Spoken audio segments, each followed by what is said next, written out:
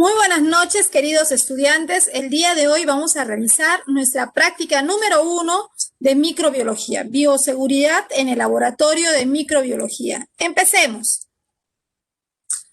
Lo primero que debes saber es que en esta práctica vamos a desarrollar la competencia explica con fundamento científico las medidas de bioseguridad. El propósito de esta práctica es conocer y aplicar las medidas de bioseguridad.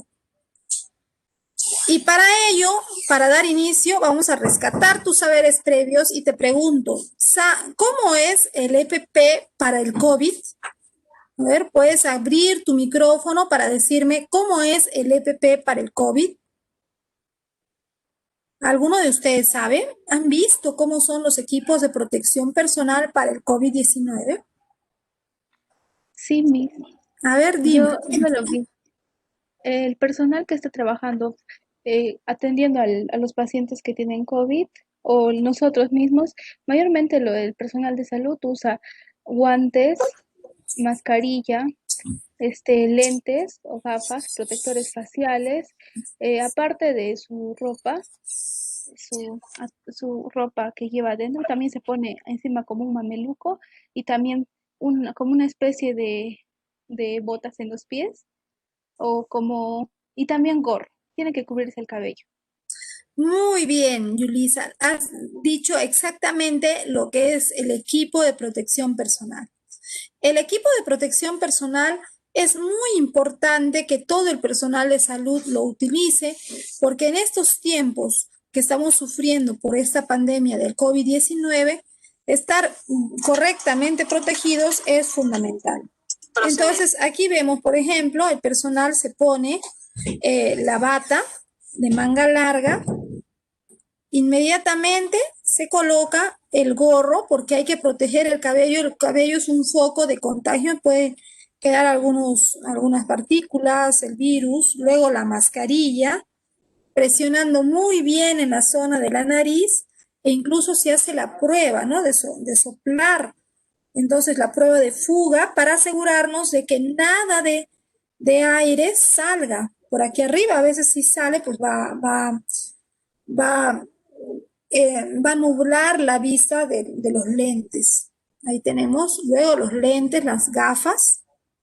Luego viene la careta o máscara facial. Y finalmente vienen los guantes, ¿no? Previo a los guantes ya se ha puesto también las botas.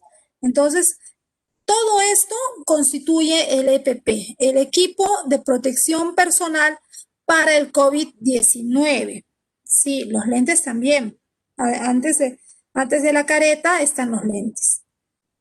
Yo les pregunto entonces, ¿por qué se necesita tanta protección?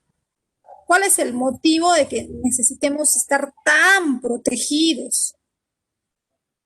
Miss, porque resguarda la integridad de los médicos y enfermeros y asimismo puede disminuir la gravedad de los contagios. Efectivamente, ¿no? Se busca proteger, resguardar al personal de salud y de esa manera mitigar el índice de contagios de una enfermedad tan terrible, ¿no?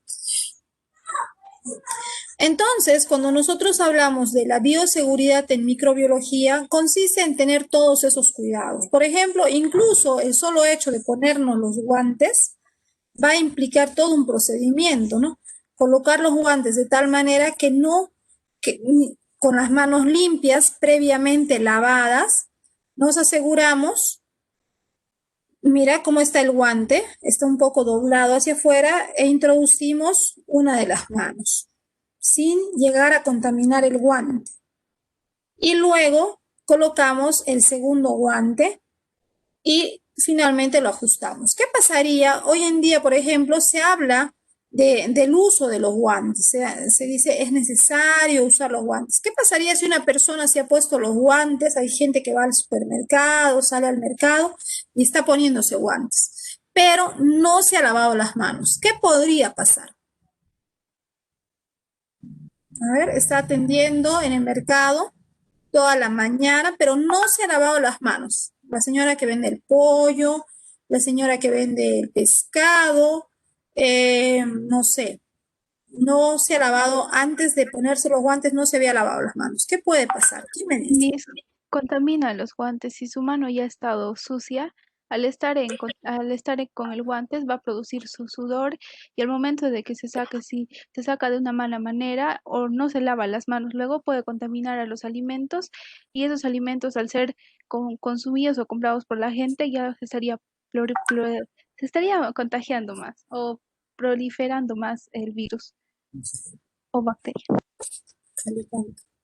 A ver, efectivamente, lo que tú acabas de decir es muy correcto. Cuando nosotros no tenemos las manos lavadas antes de ponernos los guantes, ya en las manos ya hay microbios. Nuestra mano ya tiene una flora bacteriana, ya tenemos microbios. Y si no te los has lavado, pues están encima muchos microbios. Sudan la mano con el calor y este sudor, pues se van a proliferar también los microbios con ese calor que hace a causa de los guantes. Proliferan mucho más rápido. Saca los guantes y al momento de sacar, salen volando y te los respiras y te contagias. Empeoras tu situación de salud. Por eso, mira cuán importante tener en cuenta estos cuidados de higiene y de bioseguridad en microbiología.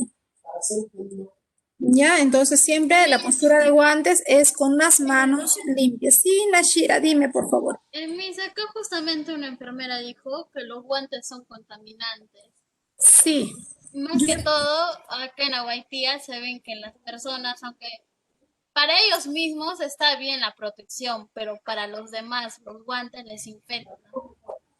Si de repente agarran de repente con los guantes una manzana, de repente a una persona sin querer, ya están infectando a esa persona, aunque no a la persona que está usando los guantes. Claro, inicialmente tienes toda la razón, porque esto del uso de guantes da una falsa seguridad a la población, una falsa certeza de que, como dicen, no, estoy protegido, tengo mis guantes, pero no. Lo que se ha evidenciado en estudio de casos que se ha hecho en Lima, por ejemplo, se vio que las personas que cuando empezaron a usar los guantes ya no se lavaban las manos, ya no usaban alcohol gel, entonces tocaban por acá, por acá, por acá, por todas partes iban dispersando los microbios y el terrible virus del COVID-19. Entonces, esta solución que se había dado del uso de los guantes más bien ha causado un mayor problema porque la población no está preparada para usarlo. Y en la actualidad se está recomendando solo el uso de los guantes para el personal de salud, que es un personal que, como ustedes, tiene una formación y tiene los conocimientos para hacer un uso adecuado de ellos y sabe cuándo usarlos. ¿De acuerdo? El laboratorio, ¿por qué es importante conocer las medidas de bioseguridad en microbiología? El objetivo es prevenir situaciones de riesgo en un laboratorio de microbiología, puesto que nosotros vamos a trabajar con agentes muchas veces pueden ser patógenos. Y entonces vamos a conocer estas medidas de bioseguridad para minimizar los riesgos, sobre todo de contagios. La primera medida de bioseguridad en un laboratorio de microbiología es que siempre las puertas y los accesos a este laboratorio deben tener este letrero, deben tener esta señal de riesgo biológico, ¿ya? Que puede estar así en inglés o puede estar en español, pero ya sabemos que al ver estos tres circulitos unidos en el centro, esto nos indica que es un riesgo biológico. Aquí pueden haber bacterias, virus, toda clase de parásitos y que podemos incluso el solo entrar sin una protección, sin una mascarilla, podrías inhalarlos y contagiarte. Así que hay que tener cuidado cuando se trabaja en un laboratorio de microbiología. Tú no los ves a los microbios, pero ahí están. Una de las medidas de bioseguridad, entonces, es ponerse la bata de manga larga, ponerse los guantes, ponerse el gorro y la mascarilla. Todo esto para hacer ingreso al laboratorio de microbiología. Entonces, ahorita no estamos en forma presencial, pero de estarlo, todos tendríamos que estar vestidos de esa manera para estar protegidos. ¿ya? No, acá no, incluso de haber la posibilidad de tener las gafas también de protección. Si entramos a un laboratorio de microbiología, siempre es con zapato cerrado. Aquí no se permite sandalia ni la moda, ¿no? Un zapato bien cerrado. Debemos, por más que sea una chica y le guste usar una falda o un vestido, si va a entrar al laboratorio de microbiología, debe ser con pantalón largo, tener el zapato cerrado y tener el cabello bien amarrado, porque también es un medio que puede diseminar los microbios, ¿no? Amarrarse el cabello y siempre estar puesto con la bata de manga larga. En el laboratorio de microbiología no debemos usar objetos como pulseras, anillos o aretes largos, porque esto va a ayudarnos a prevenir accidentes. De repente se engancha una asa bacteriológica en tu pulserita, en tu anillo, y ya pues una contaminación terrible, ¿no? Ya que son microbios, tú no los ves, pero están ahí, imagínate contagiarte de algo, sería fatal. En el laboratorio de microbiología no se llevan lápices a la boca, no se lleva nada a la boca. Y para asegurarnos de que no vamos a estar, a veces hay gente que tiene la costumbre de agarrar un lápiz y están con el lápiz en la boca, se llevan una etiqueta, cualquier cosa, están que lo chupan. Entonces, hay gente que tiene esos hábitos ya desde pequeños. Entonces, para prevenir ese tipo de problemas, usamos la mascarilla siempre. Ya así te aseguras de que no ha habido un tipo de contaminación por ese medio.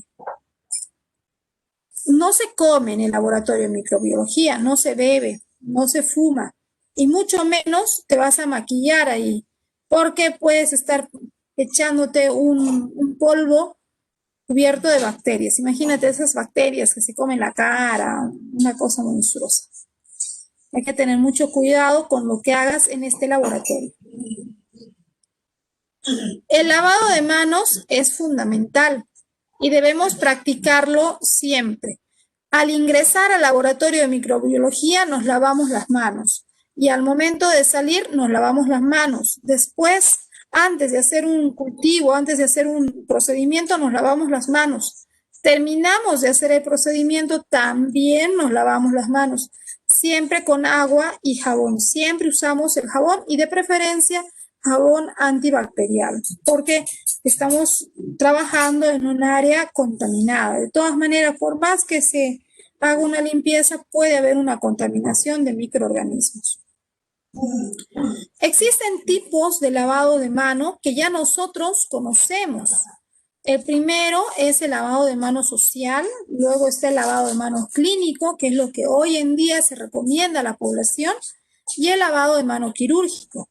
Este lavado de mano social debe durar, hoy en día ya social, debería durar 30 segundos y es con jabón. Pero este lavado de mano social es un lavado donde se debe practicar todos los pasos del correcto lavado de manos, palma con palma, palma con dorso, entre los dedos, el carrito, o sea, frotando los nudillos, el dedo gordito y las uñitas. Todo eso hay que practicarlo siempre y promover siempre un correcto lavado de manos en nuestra población y familia, ¿no? Lavado de manos clínico, que dura 60 segundos y se utiliza la clorexidina al 2% y el quirúrgico ya para entrar a sala de operaciones, 3 minutos o 180 segundos, que se usa la clorexidina al 4%. Entonces, hay que profundizar, hay que practicar con mucha frecuencia el correcto lavado de manos. Y cuanto mejor ustedes, que son personal de salud o futuros ángeles turquesa, enseñar y promover este lavado de manos en todo su entorno. Familia, la familia de ustedes debe ser la familia que mejor se lava las manos. Recomendaciones. Hay algunas recomendaciones que se debe seguir en cuanto a las manos. para todos nosotros, y más ahora en tiempos de esta contaminación, de esta pandemia de COVID. A ver, ¿cuál sería la primera recomendación? Miren las manitos que están ahí. ¿Qué es lo que están viendo y qué es lo que se recomendaría? Tener las uñas cortas. Uñas recortadas. Muy bien, se han dado Libre cuenta. de, No libre tener de joyas, accesorios Miss. tampoco. Uñas Nada de joyas. cortas, sin esmalte, ¿no? Sin esmalte, sin pintar las uñas, porque a veces cuando las uñas están pintadas pueden estar disfrazando algún problema de salud. Y en el segundo, retirarse las joyas, solamente retirarse las joyas y cortarse las uñas, no porque sea esta uña bonita, uñas acrílicas, no. Hay que tener las manos libres de joyas, ¿ya? Y eso es una recomendación en estos tiempos para toda la población, ya sea la señora que tiene su hijito, ya sea la señorita que recibe la visita de sus amigas. Todos debemos practicar manos limpias, uñas cortas, sin esmalte, para minimizar el contagio. Y cuanto más esta situación en personal de salud, médicos y enfermeras, siempre. A ver, ¿qué más? Otra recomendación, acá viene una pregunta, ¿no? ¿Qué hacer? ¿Lavarse la mano con agua y jabón o desinfectarte con alcohol gel? ¿Ustedes qué dicen? ¿Cuál es mejor? Lavarnos las manos, agua y Lavarse la jabón, mano, Miss. agua y Lavarse jabón. con agua y jabón, Miss. ¿Por qué? Miss, ¿yo podría participar? Sí, por favor. Miss, como sabemos, el virus del coronavirus, según lo que leí, está formado o en su estructura está formada por una bicapa lipídica, y como sabemos, la bicapa es grasa o un lípido, y al entrar en contacto con el jabón se va a destruir y se va a deshacer el virus. En cambio, si nosotros usamos alcohol gel o alcohol antibacterial, lo que estamos haciendo es solamente limpiarlo de la suciedad, más no nos estaría protegiendo de o liberando o matando al virus, por así decirlo. Muy bien, Yulisa, efectivamente. Y miren, acá un detalle importante, interesante. Estuve en estas semanas que no nos hemos encontrado, he estado asistiendo a los cursos. Felizmente, algo bueno que ha traído la pandemia, que al estar aislados, existen una gran cantidad de cursos que se están dando en forma remota y uno puede acceder a ellos de personajes que saben mucho del tema.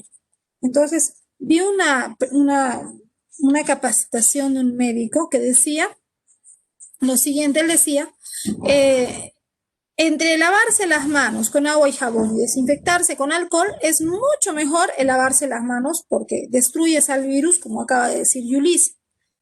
Y el tema del alcohol o el alcohol gel no sirve para destruir al virus. Lo que hace el alcohol es fijar al microbio a la mano. ¿Qué significa fijar? Fijar significa que hace que se quede pegado en la mano. Mira, ve, imagínate, yo me pongo alcohol acá, me froto las manos, ahí está, me puse alcohol gel, ¿ya? O alcohol. Entonces, primero me había lavado las manos, me puse el alcohol, mis manitos limpias con alcohol. ¿Qué hago?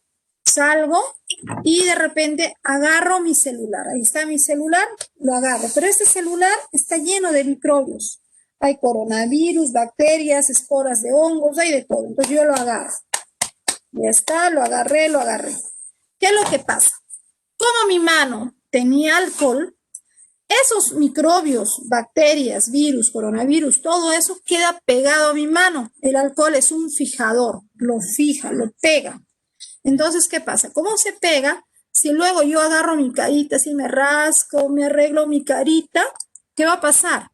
Los microbios ya no se pegan a mi cara porque quedaron bien pegados en mi mano. Pero luego de un rato, conforme sigo ensuciando mis manos, agarro la laptop, agarro este lápiz, agarro el papel con las notas de mis alumnos. Entonces, ¿qué va a pasar? Se va a ir ensuciando mi mano y poco a poco los microbios van a despegarse. Entonces, de repente voy a agarrar un vaso y voy a dejar pegados los microbios ahí, aquí, allá, en mi propia cara otra vez. y estoy diseminando el contagio.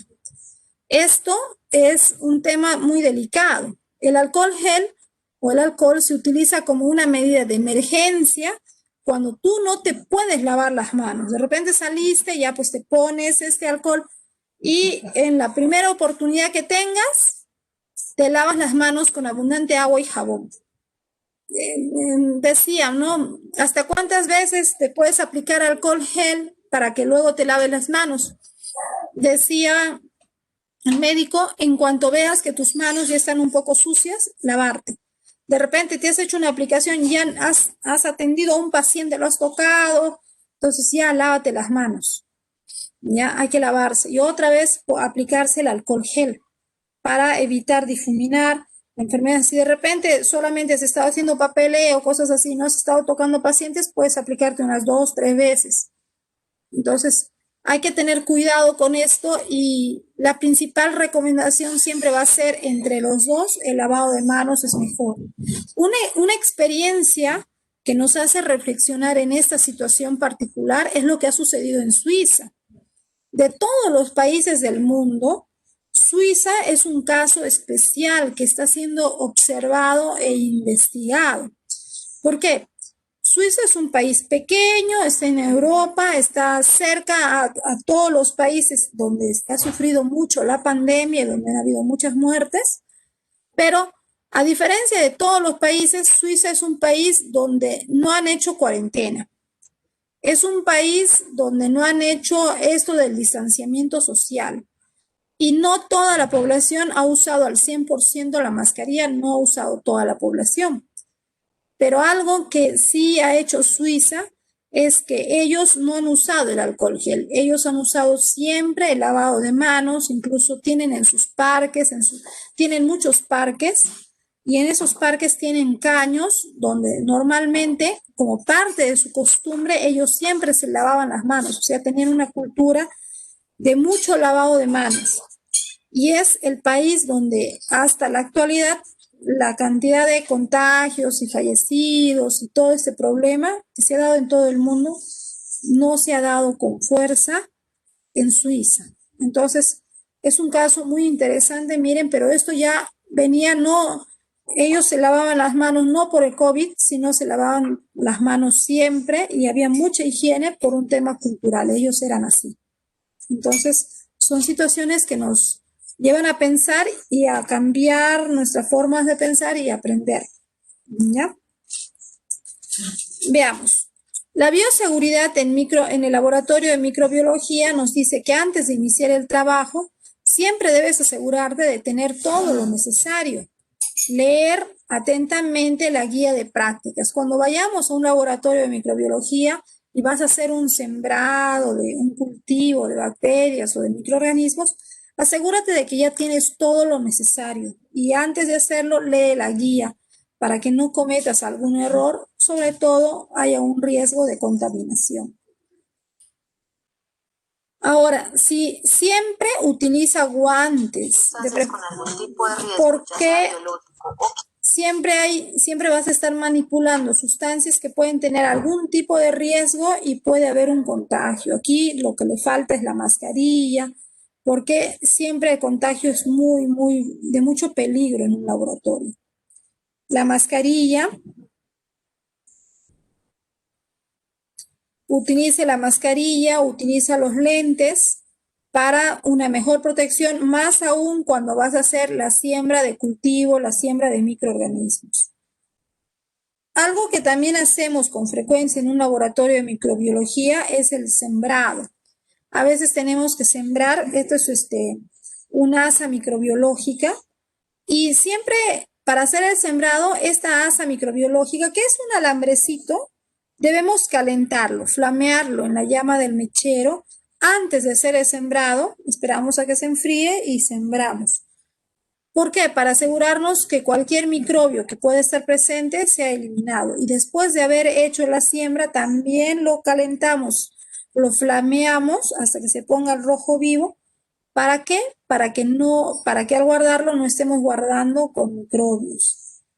Esto también me recuerda que cuando nosotros hagamos una observación en un laboratorio de microbiología, estás observando microorganismos, estás aquí con tu microscopio, tu lámina, portaobjetos, pues viendo de repente una muestra de agua sucia, se recomienda tener encendida a tu costado un mechero. Hay que tener un mechero encendido a nuestro costado, siempre. ¿Por qué? Porque el calor que emite la llama del mechero es un mecanismo de protección para que así, al momento que mueves, tú al poner la lámina al sacar la lámina del microscopio, no vaya a ser que se liberan los microbios, los respiras, te caen en la piel y haces una infección. Esto les cuento porque esto ocurrió cuando yo era estudiante, ¿no? Yo me quedé muy asustada en esa época. Cuando yo era estudiante de la universidad, a mí me encantaba el laboratorio de microbiología, era mi laboratorio favorito. Me había vuelto fan de ese laboratorio.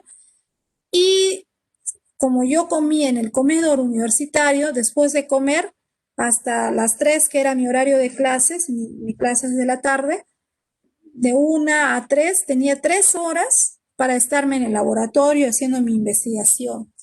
Y así como yo, había una chica que yo entraba a la 1:30 y a esa hora ella salía porque tenía su tiempo libre y estaba también haciendo una investigación antes que yo. Pero era una chica mayor, me llevaba por 2, 3 años, era su último año en la universidad.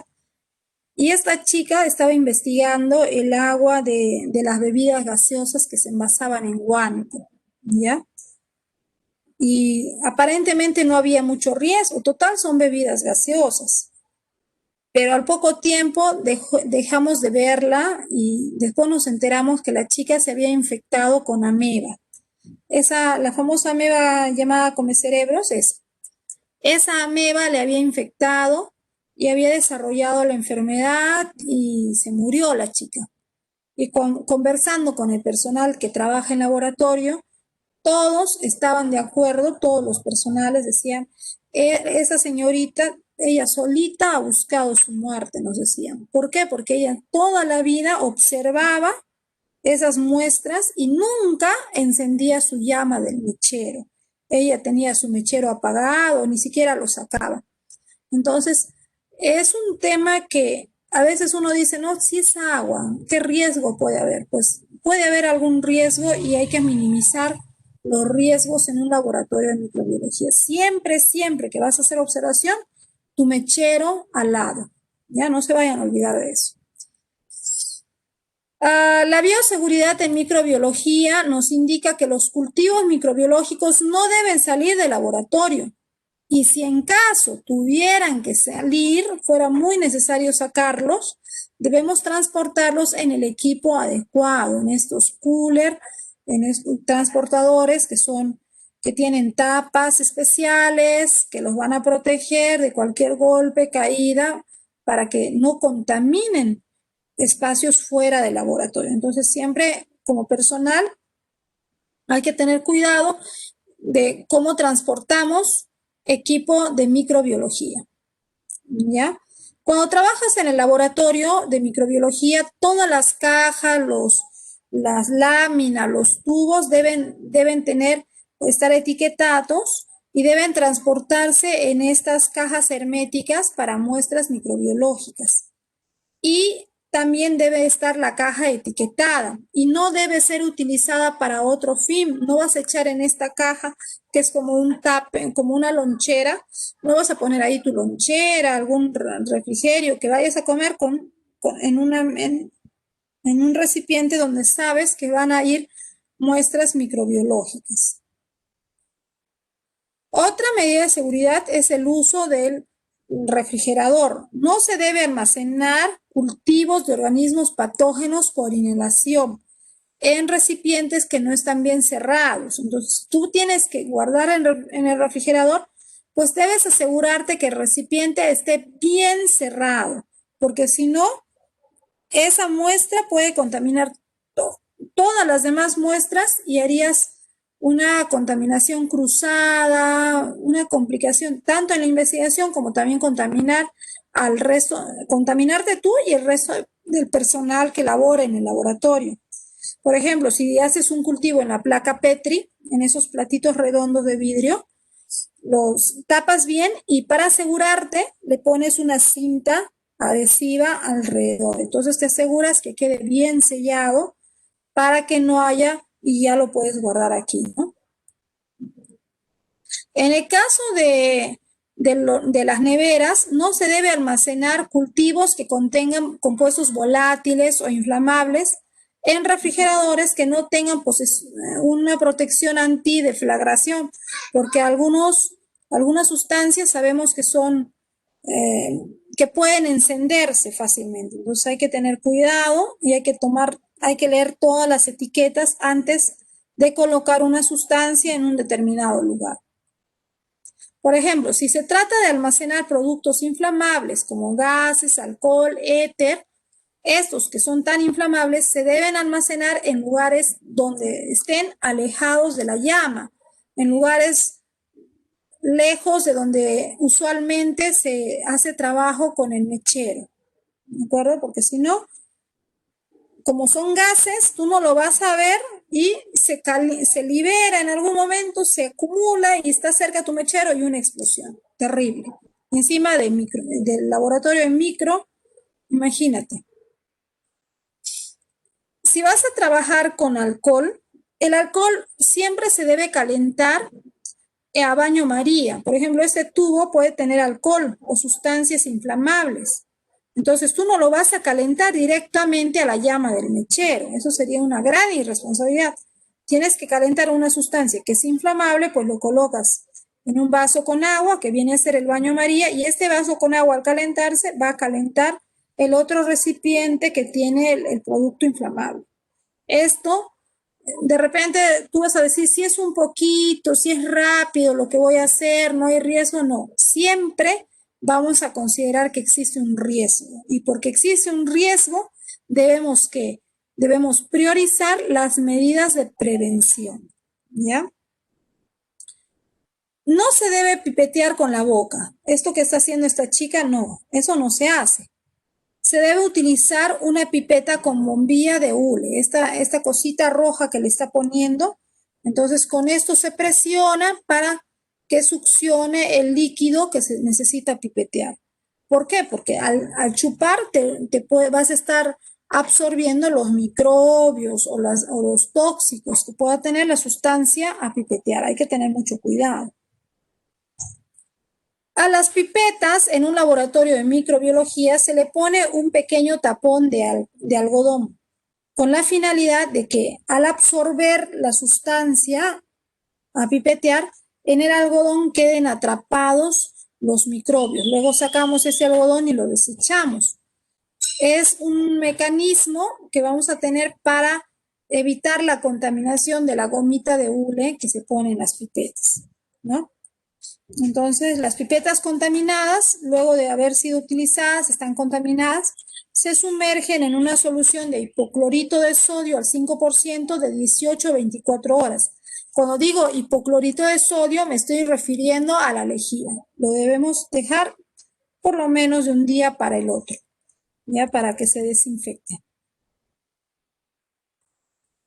Ahora, aquí les decía lo de usar el tapón. Esto ya les dije. Siempre debemos etiquetar, marcar y etiquetar las láminas, las placas de cultivo.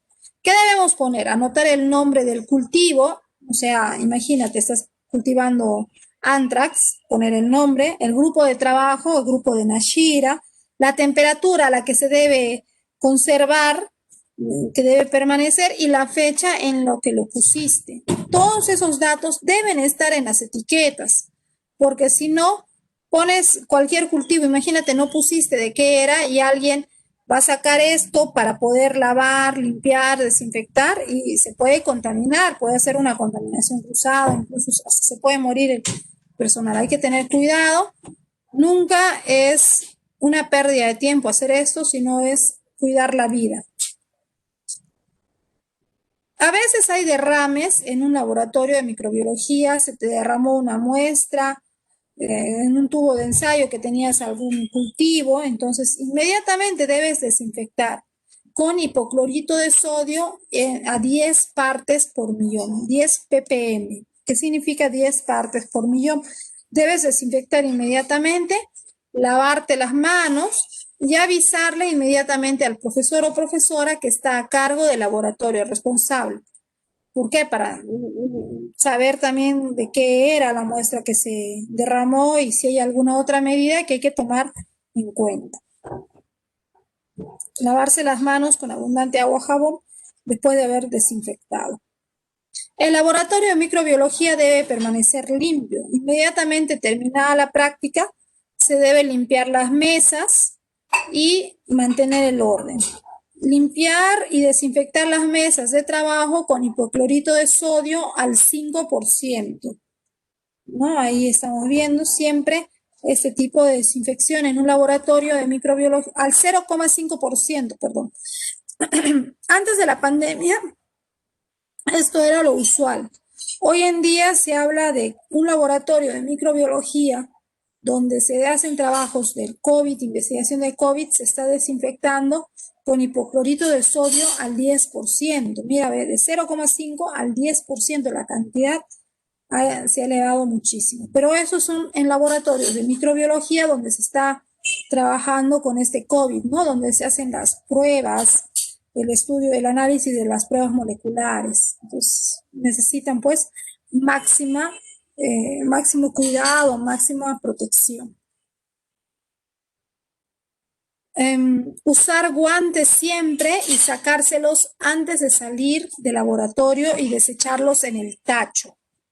Siempre, nunca salir del laboratorio con los guantes puestos. El guante de laboratorio de microbiología peor es un guante que está muy contaminado. Hay que sacarlos y hay que desecharlos. Se nota cómo los desecha, ¿no? Se saca uno y luego con el otro se envuelve el primero.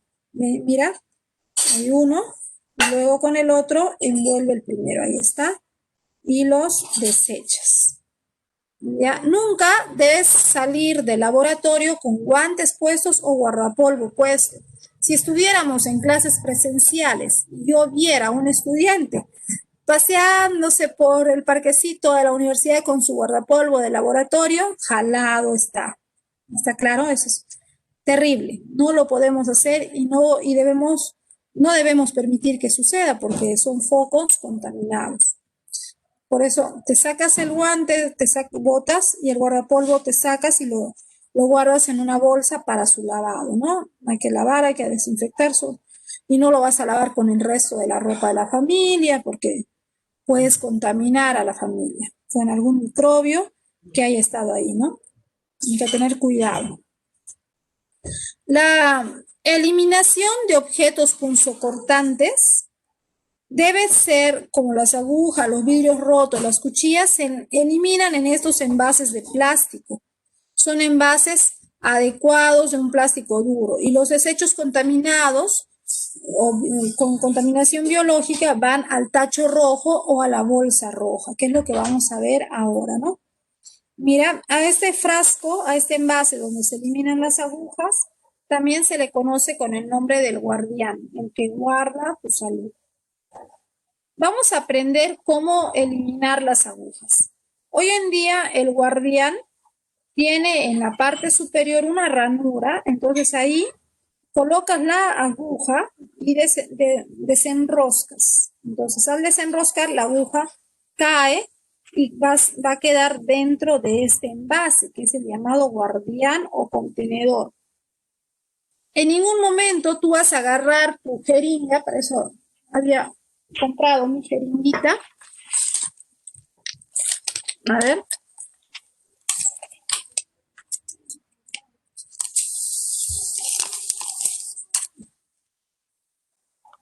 Ahora sí, podemos observar aquí, tengo una jeringa. En la parte superior tiene esta parte para abrirla. Entonces yo lo voy a abrir con cuidado por esta parte. Y una vez que lo abro, saco la jeringa, aquí está. Saco la aguja y lo coloco atornillándolo. ¿De acuerdo? Ya. Ahora saco la tapita de la aguja. Supongamos que le puse un medicamento a la nalga a un pacientito. Chis, ya está, le puse. ¿Listo? Ahora, esta agujita está contaminada, ¿cierto? Esta agujita que está contaminada, yo no puedo agarrar con mi manito, de repente yo puedo querer hacer esto, así, para volverle a poner la tapita. ¿Y qué ha pasado? Que muchas personas, mucho personal de salud, y estamos hablando sobre todo de personal de enfermería, por hacer ese procedimiento muchas veces se ha hincado con la aguja. Y al hincarse, pues, se ha contagiado, hasta de VIH, de hepatitis B. Vamos a analizar después una investigación que hay de ese tema. Entonces, yo no le voy a, ya le puse, ya está contaminado, no lo voy a buscar tapar, no. Inmediatamente esta agujita lo voy a llevar al contenedor, al guardián, y ahí lo voy a meter en la ranura, lo voy a desenroscar y la agujita va a caer sin tener contacto con mi manito, mi bracito, mi cuerpito, que me puede contaminar. Y adiós. Adiós, licenciada, adiós, licenciado. Tantos años de estudio y preparación. ¿Está claro? Entonces vamos a tener siempre estas medidas de precaución.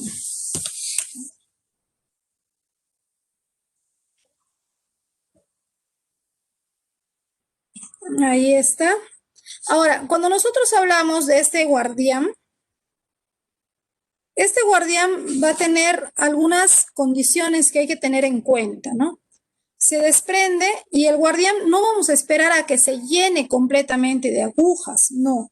Tiene una línea punteada, todos estos guardianes son frascos, aquí podemos observar, en esta parte vemos la línea punteada, es hasta ahí, hasta donde se debe echar las agujas. Cuando ya llegó hasta ese nivel, se pone la tapa, se sella herméticamente, podemos poner varias capas de cinta de embalaje, lo sellamos bien y ponemos encima una etiqueta indicando la fecha, el hospital y el responsable del sellado. ¿Esto para qué? Para su eliminación. Se debe eliminar de forma adecuada y esto es un material biológico altamente contagioso, muy peligroso. Entonces hay que tener cuidado y el personal de salud, aquí generalmente los licenciados de enfermería son la jefa, va a tener designado a alguien que va a estar a cargo de esto, ¿no? De sellar, de tapar, de sellar y poder informar para su eliminación. Vamos a empezar con nuestra experiencia número 1.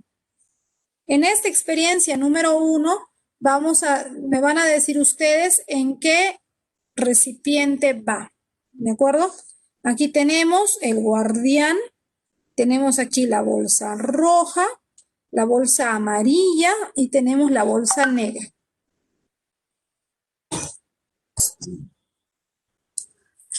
Acabo de sacar la jeringa de este papel. Aquí hay dos materiales. Esto es plástico y esto es papel. ¿Dónde debo colocar este plástico? ¿En cuál de los tachos? En el negro, mi. Muy bien, el plástico va en el tacho negro de residuos comunes. Este papel, ¿dónde lo voy a colocar? En el verde. En el verde. Amarillo. El tacho del medio es bolsa amarilla. Ya vamos a pensar en bolsas. Bolsa negra, Amarillo. bolsa amarilla y bolsa roja. ¿El papel dónde va? Bolsa amarilla. Bolsa amarilla. Amarilla. Incorrecto. El papel es un desecho común, va en el tacho negro, desechos comunes. ¿De acuerdo? Va aquí, desechos comunes. Ya está. A ver, aquí acabo de ponerle una vacunita a mi pacientito Sayid. En el rojo En el chiquito, guardián. miss. La agujita, ¿dónde va la agujita? En el rojo, mi. En el rojo chiquito. El guardián. A ver, Guardián. ¿bolsa roja o en el guardiancito? El guardián. El guardián va. Guardián. Ah, muy bien, porque si lo pongo en la bolsa roja, el personal de limpieza que va a retirar esa bolsa se puede hincar con la aguja y se contamina. Le puede dar rabia, ¿no? Porque le habíamos puesto la vacuna a Sayito. Así que, no, va al guardián. Ya está, esto salió en el guardián. Se fue. Me ha quedado la jeringa y me ha quedado, a ver, primero me ha quedado la tapita de la aguja. ¿Pueden ver? No sé si pueden ver, pero ahí está la tapita de la aguja. Esa tapita de la aguja, ¿dónde va? En la bolsa roja, mis. ¿Por qué? No. Bien en negro porque es plástico. Efectivamente, esto no va a la bolsa roja porque esto no ha estado en contacto con sangre, ni con fluidos corporales, ni biocontaminados. Esto es un desecho común. Al igual que el papel y el plástico, va a la bolsa negra, desechos comunes.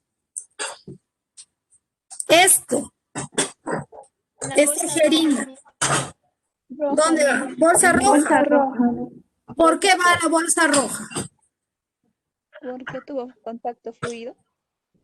Efectivamente, esto ha estado en contacto con fluidos corporales.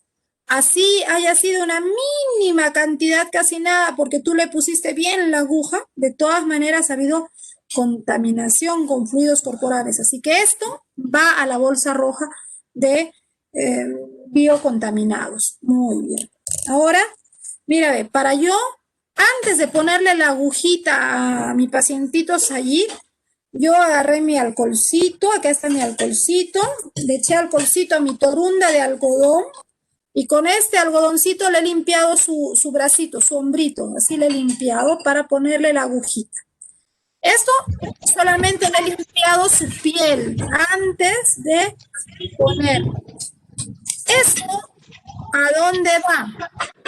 A la bolsa bolsa roja. roja. Bolsa roja. Bolsa roja. ¿Por qué? En el guardián grande. ¿Qué tuvo contacto? También con la piel del paciente. Claro, ha estado en contacto con la piel, así que tiene que ir a la bolsa roja. Muy bien, lo están haciendo muy bien. Ahora, allá, al rato que le había puesto la aguja a Sayid,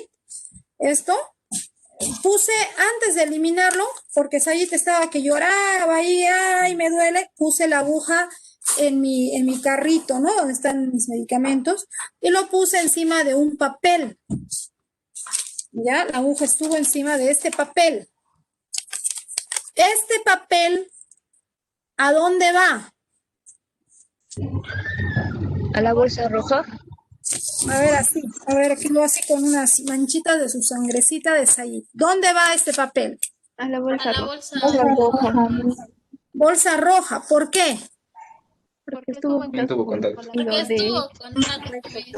Aunque sea papel, pero estuvo en Exactamente. contacto con Estuvo la en persona. contacto. Ahora mira, ve, yo tengo este frasco de medicamento, he estado sacando de aquí este frasco de medicamento, le he estado pasando por la vía, ¿ya? No ha estado en contacto con la sangre ni el cuerpo del paciente. Con otra jeringa lo pasaba por la vía del suero. Ya ha quedado vacío el frasco. Este frasco de medicamento, ¿a dónde va? En la bolsa, Negro. en la bolsa negra. ¿Por qué? Porque es plástico. Porque no estuvo en contacto. En blanco. Además es plástico. Ya, pero no es correcto. Este frasco de medicamento, aunque sea un frasco vacío, tiene sustancias potencialmente tóxicas. Como nos dice Miguel Ayala, esto debe ir a la bolsa amarilla. ¿De acuerdo? Va a la bolsa amarilla.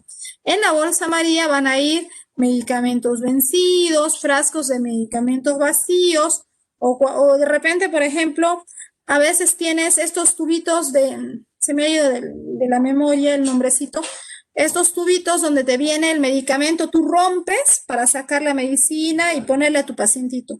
Esos tubitos, ¿cómo se llama? Vial. Estos viales se rompen, rompe el frasquito de vidrio, sacaste ya el medicamento, no ha estado en contacto con el paciente. ¿Dónde debes desecharlo? En la bolsa amarilla. Efectivamente, es en la bolsa amarilla. De repente, tú le has estado revisando la orejita a tu paciente para ver qué cosa hay acá. Parece que hay un frijolito que se ha metido con este hisopo. Este hisopo, ¿dónde lo eliminas? En la bolsa roja. En la bolsa roja. Roja. Muy bien. Estabas trabajando en el laboratorio y has estado observando una lámina portaobjetos. Ya terminaste de hacer la observación de la muestra, ¿dónde eliminas esa lámina? En el guardián. En el guardián, porque es punzo cortante. Va en el guardián, no va en la bolsa roja, porque al ser vidrio se rompe y peligroso, ¿no? Muy peligroso. A ver, ¿qué más era? Bueno, esos han sido algunos de los ejemplos y lo han hecho muy bien, les felicito. Vamos a ver entonces cómo eran los resultados. Aquí tenemos que en el guardián van los punzocortantes, en la bolsa roja van los desechos biológicos, en la bolsa amarilla van los desechos químicos, que pueden ser medicamentos vencidos, radioactivos, y en la bolsa negra van desechos comunes que no hayan tenido contacto con desechos biológicos, como puede ser papel, cartón y plástico. Ya cartón, ahí debería decir. Esto permite la clasificación de los desechos en la siguiente manera. Los desechos o los residuos de un laboratorio o de un centro de salud también se clasifican en 3 grupos. Los de clase A son los residuos biocontaminados y se reconocen por el color rojo. Los de clase B son residuos especiales. Estos residuos especiales son medicamentos vencidos, frascos de medicamentos o sustancias químicas que tienen cierto grado de peligro, ¿no? Y los de clase B son los residuos comunes. Entonces, perdón, clase C son los residuos comunes. Recuerda, a ver, aquí está lo que vamos a recordar respecto a estos residuos. Por ejemplo, desechos biológicos, la bolsa roja es cualquier materia, bolsa roja o guardián, dependiendo en qué presentación se encuentre. Desechos biológicos son todos los materiales que tengan sangre. Cualquier material con desechos biológicos como pus, secreciones, tejidos humanos, los algodones, los hisopos, las gasas, las torundas, el papel contaminado, pañales, toallas higiénicas, guantes que han estado en contacto con sangre, con heces, orina, bolsas de drenaje, sondas, catéteres y bajalenguas. Todos estos son desechos biológicos y deben ir en la bolsa roja. Los desechos químicos o desechos especiales son vidrios, frascos de medicamentos, las ampollitas.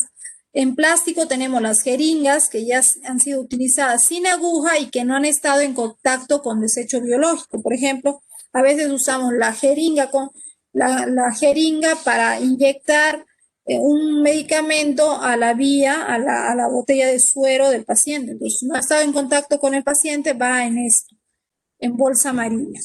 ¿Ya? Frascos de medicamentos, equipo de venoclisis que no ha estado en contacto con el paciente, con desechos biológicos, medicamentos vencidos, todo eso va en bolsa amarilla.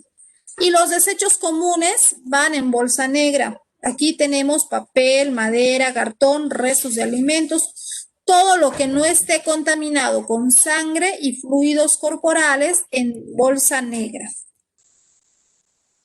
Ahora vamos a ver la experiencia número 2, que consiste en hallar la concentración de un desinfectante en porcentaje. Ustedes han visto que a veces nos dan la indicación de que debemos limpiar una mesa o un laboratorio y nos indican, ¿no? Al 5%, al 0,5%. Entonces, pero sabemos que los productos desinfectantes, como es la lejía o llamado hipoclorito de sodio, vienen a una concentración distinta, no necesariamente en la que tú necesitas. Entonces, por ejemplo, en este caso, este frasco de lejía Clorox tiene una concentración inicial del 6%.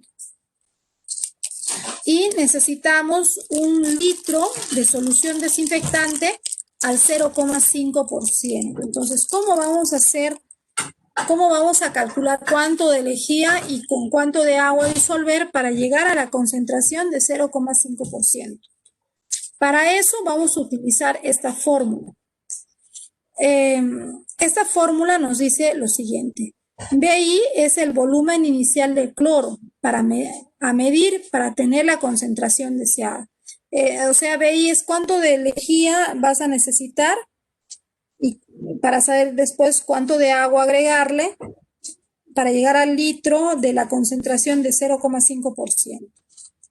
BF representa el volumen final de cloro. Prepara cuánto de solución deseamos preparar. 1000 mililitros, que sería 1 litro, ¿no? CI significa la concentración inicial de la lejía. Según nos dice este frasco de lejía Clorox, está al 6%. Y CF es la concentración final a la que se quiere llegar. Nos han pedido que elaboremos una concentración al 0,5%. Teniendo estos datos los vamos a reemplazar en la fórmula. Ya van buscando su calculadorita. Ahí está. Entonces, BF, ¿cuánto es? Es 1000 mililitros por CF, que es 0,5% de lejía, entre el 6%, que es la concentración inicial de la lejía. Multiplicamos y dividimos y ustedes me dicen cuánto sale. Cojan su calculadora y hagan la operación. 83.333. Gracias. 83.333. Muy bien. ¿Esto qué significa? Esto significa que tú, para tener 1 litro de solución desinfectante al 0,5%, vas a calcular 83,3 mililitros de lejía en un frasco. Por ejemplo, un frasco como este. Ahí está. Tienes tu jarrita. Vas a calcular 83,3 de lejía aproximadamente, que será hasta ahí, ¿ves? Debajo del 100. Y vas a completar hasta acá nada más de lejía, hasta esa línea. Y hasta la línea de arriba le vas a agregar agua. Y entonces, mezclándolo, lo que vas a tener es una solución desinfectante al 0,5%. ¿Se ha entendido? Si se ha entendido, lo van a hacer ustedes en casita. Aquí tenemos algunas recomendaciones de las soluciones desinfectantes. Por ejemplo, nos dice, ¿no? En derrames. Cuando haya derrames de materia orgánica, fluidos corporales, dejar el cloro actuando por 10 minutos y luego remover, o sea, luego pasarle el trapo. En estos casos de derrames se utiliza del 1 al 2% de concentración de cloro, que equivale a decir a 10.000 partes por millón o 20.000 partes por millón. Eso es lo que significa el 1% o el 2%. Cuando hay desinfección de materiales de limpieza, materiales utilizados para la atención del paciente y que se encontraron en contacto con piel intacta, previamente remover la materia orgánica, se utiliza 0,5%, que sería 5.000 partes por millón. Desinfección de áreas críticas de limpieza rutinaria, limpieza de mesas, sillas. Entonces ahí se limpia con una concentración de 0,1%, que serían 1.000 partes por millón. Para desinfección de áreas no críticas, previamente hay que hacer una limpieza previa.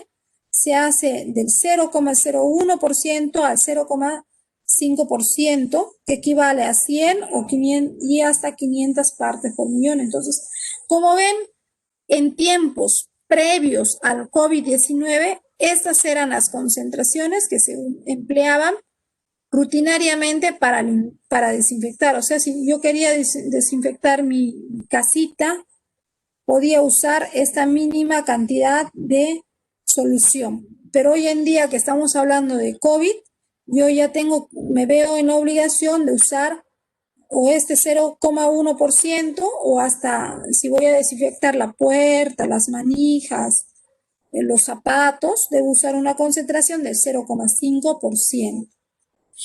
En hospitales están usando al 1% en zonas que no son críticas, pero en zonas críticas, por ejemplo, zona donde hay pacientes o en la zona de la morgue, actualmente con pacientes de COVID, pues se está usando hasta el 10%.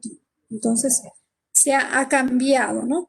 Pero estas son las medidas que se usaban antes de COVID y probablemente se van a volver a usar cuando pase toda esta situación.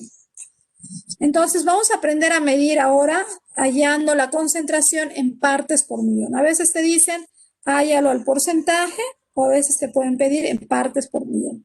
Entonces, aquí les doy el problema, ¿no? Dice, preparar 1 litro de solución desinfectante en 5.000 partes por millón de lejía con una lejía inicial o hipoclorito de sodio del 6%. Te dan, lo inicial es al 6%, pero quieren que lo hagas en 5.000 partes por millón.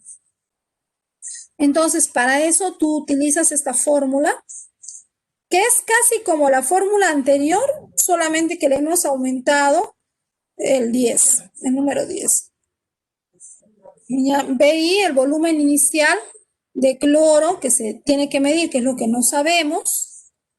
BF, el volumen final del cloro a preparar. En este caso nos dicen van a preparar 1 litro, o que serían 1.000 mililitros. CI, la concentración inicial de lejía, nos está dando el dato, que es al 6%, y ese dato viene en los envases de lejía. Y CF, la concentración final a la que se quiere llegar. Queremos llegar a 5.000 partes por millón. Entonces, simplemente reemplazamos los datos y operamos. Vayan usando sus calculadoritas y me dicen la respuesta. 1 litro por 5.000 entre 6 por 10. Y la respuesta es...